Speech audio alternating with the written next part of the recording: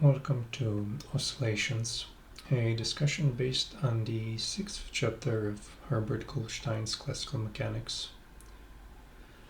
Today we are going to cover a brief introduction to the chapter, and then we will discuss the formulation of the problem. Of interest for these discussions will be the oscillations of a system about positions of equilibrium. And this happens to be a class of problems for which the Lagrangian formulation of mechanics is very well suited. Applications of this theory are found in many branches of classical physics, like acoustics, mechanical vibrations, or coupled electrical circuits, but they also appear in quantum physics, specifically in the study of molecular spectra, and in a more developed way in the analogous problem for atomic nuclei. As we will see throughout, small deviations from equilibrium are usually equivalent to the dynamics of a system of coupled harmonic oscillators. And the techniques that will be applied to investigate this problem will turn out to be very similar to those developed for rigid body dynamics. The more advanced problem of oscillations about stable orbits will be treated after we develop the Hamiltonian formulation of mechanics. We have played around with this concept a little bit in the discussion of the central force problem, but the forward development requires more formal techniques than we have currently established. And we will begin the whole discussion with a review of the properties of the simple harmonic oscillator.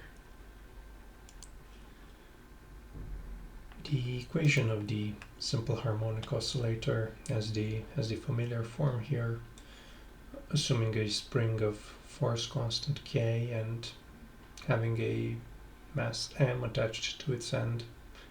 The simplest way to solve this linear differential equation is to assume that the function zeta is of the form here. So it's an exponential with a complex argument involving the imaginary unit I, the frequency omega, and the time t. And this is multiplied by a complex scaling factor, capital C, which can be written as a real magnitude small c and a complex phase involving the angle phi, and then plugging this form of the function zeta in the equation, performing the derivative and all the simplifications, brings us to the characteristic equation here, which fixes the square of the frequency of the oscillator to being equal with the ratio between the force constant and the mass. And of course that the actual motion corresponds to the real part of zeta, and this in turn is given by the expression here. So the general form of the real solution corresponding to the real motion is an amplitude small c multiplying the cosine of omega t plus the phase phi. And the reason we choose this form of the solution is just for the convenience, because it's much easier to work with this in a linear differential equation of the form here than to work with sine and cosine functions and have to deal with their derivatives and so on. It's much easier to use a complex function and then just take its real part in order to find the law of motion. The next problem of interest is that of the driven harmonic oscillator. So the equation of motion in this case is the inhomogeneous version of the previous case. So the inhomogeneous term will be some generalized force Q, which is acting on the system, and we identify the the natural frequency of the system, so the frequency of free oscillations of the system with omega 0 squared. And now we are interested in solutions zeta, which involve oscillations with the frequency omega, which corresponds to the applied force. So we are looking at a particular case of a very general problem where the applied external force also oscillates in time with frequency omega.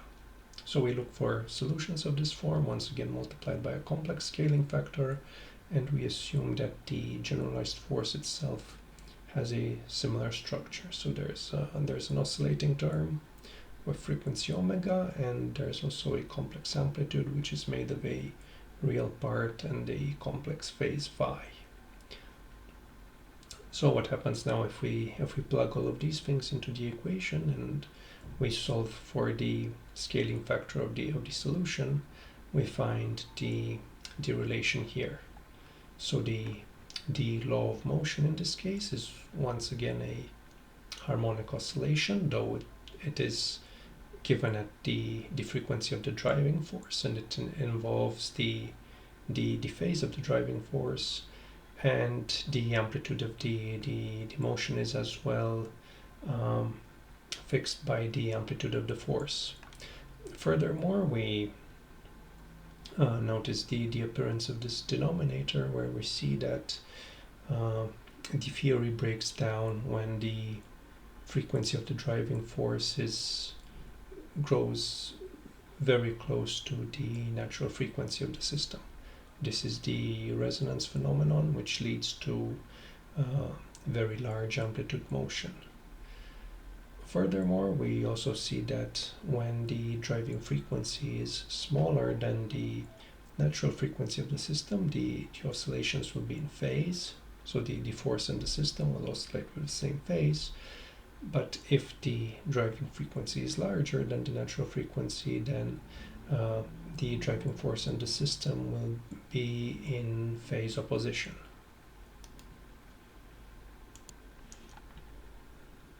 We can still complicate things further by adding a damping term to the problem. So the harmonic oscillator is not only driven, but it also has a damping factor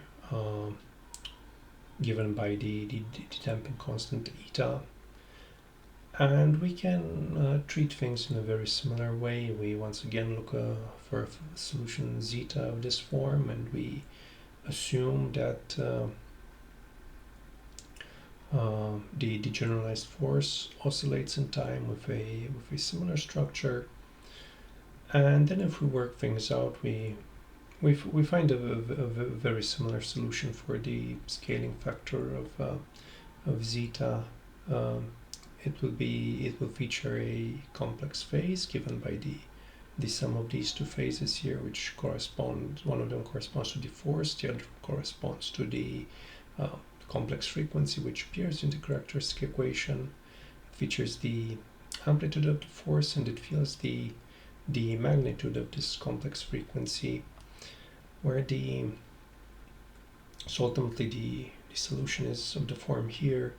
And the striking feature is that due to the presence of damping, the resonance behavior vanishes. So even when the frequency of the driving force is equal with the frequency of free vibrations, the amplitude of the oscillations remains finite, thanks to the existence of this damping term.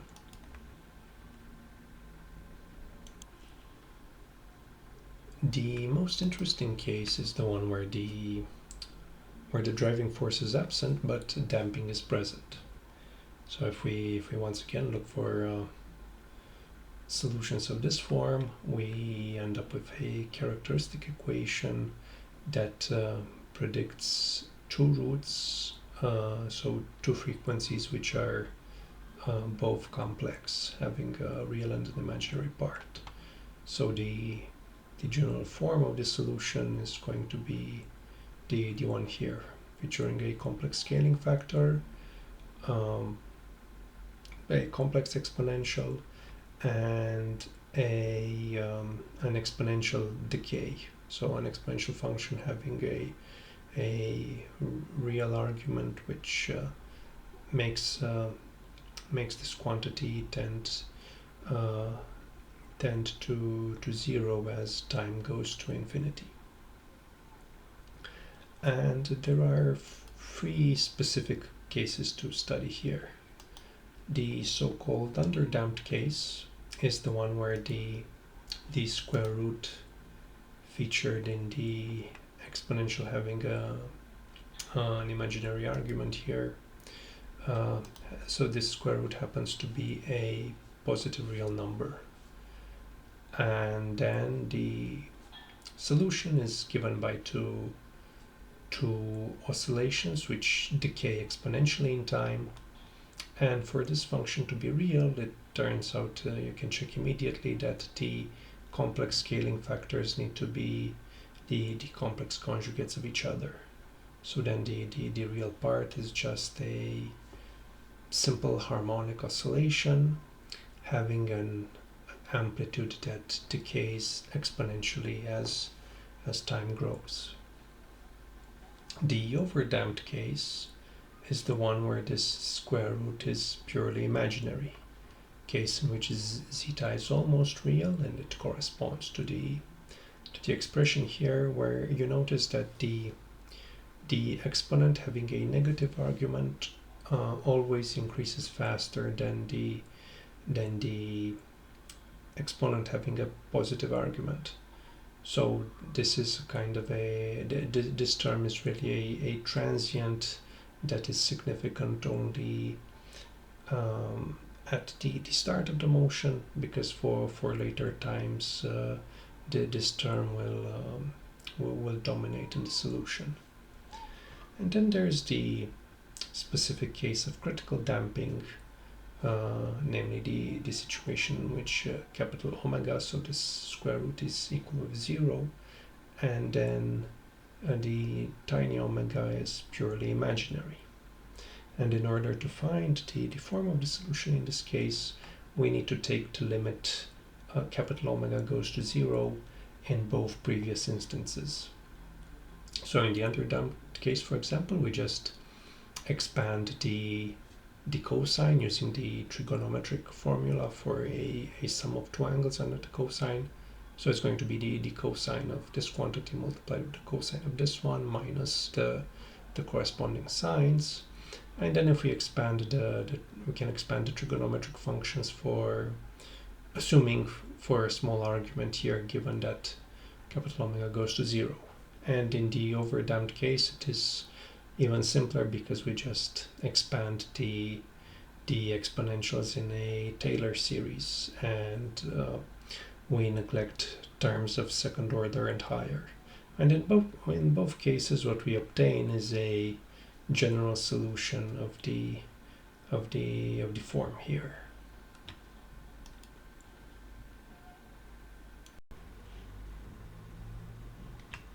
Having reviewed the basics of the simple harmonic oscillator, we can now begin to formulate the general problem of small oscillations for a system having n degrees of freedom. We will restrict most of the discussion to conservative systems and position-dependent potentials, and for the most part these discussions will not involve any sort of time-dependent constraints.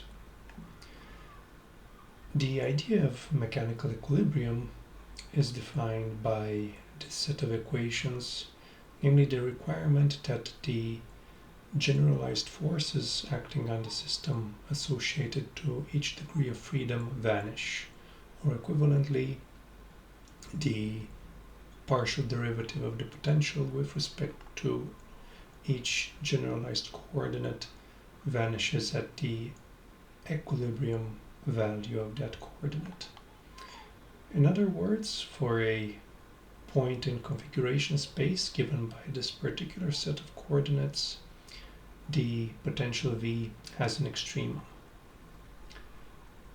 If the system is initially in equilibrium and the generalized velocities associated to all of the generalized coordinates vanish, then equilibrium persists indefinitely.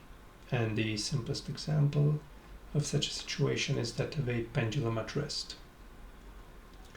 We say that equilibrium is stable if a small disturbance leads to low amplitude bounded motion. Unstable equilibrium implies a small disturbance leading to unbounded motion. So one example of the former is once again the pendulum at rest, as a small disturbance just sets it oscillating, while an example for the latter is the case of a body at the top of a hill, where a small disturbance can set it tumbling down the slope. Equilibrium is stable if V, beyond being just an extremum, is also at a local minimum. And a very simple qualitative proof can be, or even quantitative in a sense, can be given as follows. A disturbance would imply increasing the energy of the system by an infinitesimal amount dE. And this, for example, can amount to increasing the potential, and then due to energy conservation, this implies decreasing the velocity. So we're lowering the kinetic energy, which implies bounded motion. However, if things happen the other way around, so if V decreases when departing from equilibrium, T then must increase, and this leads to unbounded motion. Now assume that we vary the values of the generalized coordinates by small quantities eta around the corresponding equilibrium position. Then we can perform a Taylor expansion of the potential, and we write it up to second order. So this is equal with the value of the potential at the equilibrium configuration plus a sum of the first order partial derivatives of V at the equilibrium position multiplied by the small displacements, and similarly a sum over the second order partial derivatives of V at the equilibrium configuration multiplied with the corresponding products of the displacements. Now, the first term can be made to vanish simply by rescaling the potential. The zero value is arbitrary. What matters for the dynamics is just the variation or its gradient, so this first term can be set to 0. Then the term involving the first order derivatives vanishes by the requirement that this configuration refers to an equilibrium position. So what we are left with is a quadratic form for the potential. And in this quadratic form, we identify the second order partial derivatives of V at the equilibrium configuration with these constants labeled as V index ij. And once again, it's implicitly assumed that we are summing in these expressions over repeating indices by the usual Einstein convention. So, as was mentioned, the V's are constants depending only on the equilibrium values of the generalized coordinates.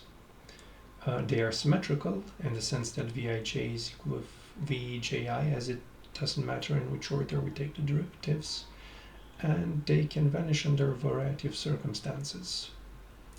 For instance, the potential can be independent of a particular coordinate, and then it vanishes for its arbitrary values.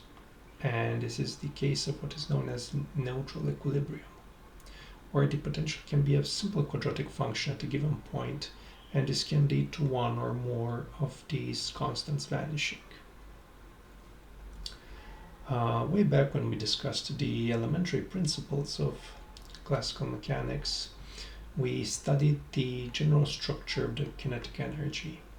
And if we go back to equation 171, it follows immediately that for the particular conditions that we have fixed for this problem, the kinetic energy is a quadratic form in the generalized velocities involving these constants m index ij. And if once again we perform a Taylor expansion of these constants around the equilibrium position, we see that only the first constant term is non-vanishing, and the reason why this happens is that the kinetic energy is already quadratic in the generalized velocities, so even the first order term here, this would amount to a term in third order in these small quantities.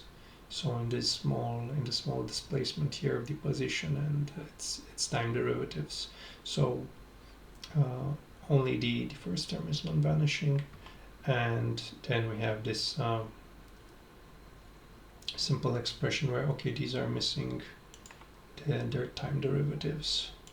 So these are the time derivatives, and once again the constant matrix elements here are symmetric. Now, using these two results, we can immediately write a Lagrangian from which we can derive the equations of motion describing small oscillations around equilibrium, and these are written in a very, very general form. However, it can also happen that the kinetic energy in many cases can be written so as not to have any cross terms, and then the Lagrangian simplifies to the expression here, where we have these simple quadratic terms for the kinetic energy, and then the equations of motion acquire this particular form, where the sum is only over the index j and not over the index I. And in either form, be it 6.8 or 6.10, these are the general equations of motion that describe dynamics near the equilibrium configuration of a system. We will now revisit a simple problem that we've also looked at when we discussed the conservation of energy, and it is one of the few examples that actually features a time-dependent constraint.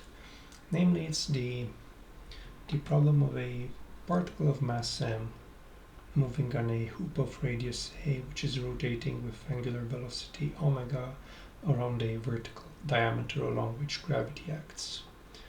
And the questions that we are interested in answering are: below which critical angular velocity capital omega is the particle in equilibrium at the bottom of the hoop? And we would also want to know what is the stable equilibrium position for tiny omega greater than capital omega. So we begin by writing the coordinates of the particle and using a spherical coordinate system. So A is the radius of the hoop, theta is the polar angle, and the azimuth is of course given by the product between the angular velocity of the rotating hoop and the time. And as such, if we take these time derivatives, we can calculate the kinetic energy straight away, and it should be given by this. Now by this expression. Now the coordinate system is assumed to be rotated such that gravity acts along the z-axis. So the force felt by the particle is equal with this expression, and then we can write the